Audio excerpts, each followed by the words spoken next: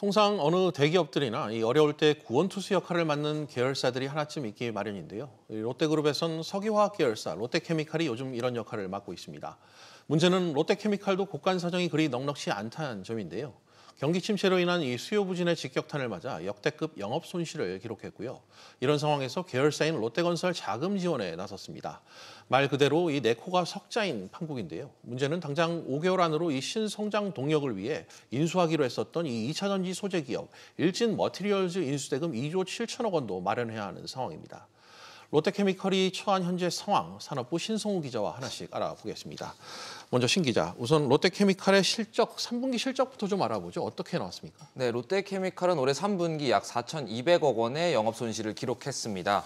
매출액은 약 5조 7천억 원으로 전분기 대비 3.1% 증가했지만 영업 손실은 약 210억 원을 기록한 전분기 대비 20배가량 늘어난 겁니다. 당기 순손실은 311억 원으로 지난 분기 대비 적자 전환했습니다.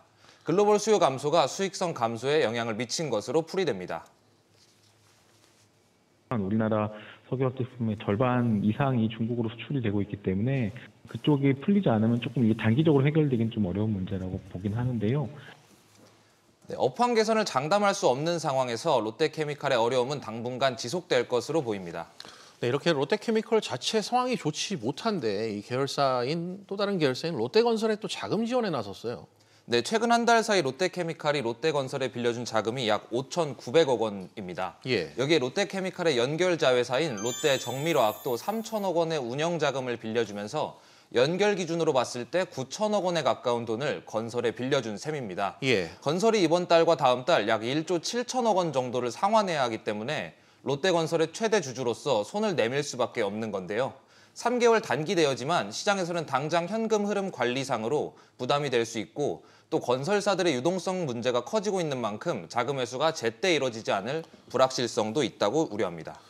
그렇군요. 지금 이 롯데건설을 살리는 것도 살리는 것이지만 이 롯데케미칼도 지금 자체적으로는 이 신성장 동력을 위한 기업 인수자금을 마련해야 되는 그런 상황 아닙니까? 네, 2차 전지 소재 기업인 일진머티리얼즈 인수를 위해 내년 2월까지 약 2조 7천억 원을 마련해야 합니다. 롯데케미칼은 내부 자금으로 1조, 그리고 외부 차입을 통해 1조 7천억 원을 조달한다는 방침인데 증권가에서는 최근 자금 조달 시장의 경색을 감안하면 5개월 내 1조 7천억 원을 차입하는 것이 다소 불확실하다고 우려합니다. 또한 업황이 안 좋고 또 금리가 높은 상황이다 보니 대규모 차입이 이자 비용 부담을 늘릴 것이란 분석도 나옵니다. 그렇군요. 이렇게 재무 부담이 가중되면 롯데케미칼의 신용등급도 영향을 받을 수밖에 없는데 떨어졌다고요? 네, 한국신용평가는 롯데케미칼의 신용등급을 기존 안정적에서 부정적으로 조정했습니다. 업황 부진에 영업현금 창출이 잘 되지 않는 상황에서 대규모 인수자금이 소요돼 재무 안정성이 저하될 것이라는 설명입니다. 한마디로 영업 상황이 좋지 않은 상황에서 롯데건설 자금 대여와 일진머티리얼스 인수, 이렇게 나가는 돈은 많으니 부정적 영향을 끼친다는 겁니다. 이에 롯데케미칼은 현재 부채 비율이 약 53% 정도로 안정적이고 또 일진머티리얼스 인수자금을 조달하더라도 부채 비율이 70% 정도밖에 되지 않는다고 설명했습니다. 또 자금 조달에 대해서도 자신감을 보였는데요. 결국 시장의 우려를 일축하기 위해서는 롯데케미칼이 일진머티리얼스 인수자금을 어떻게 조달하냐에 달려있다고 볼 수 있습니다.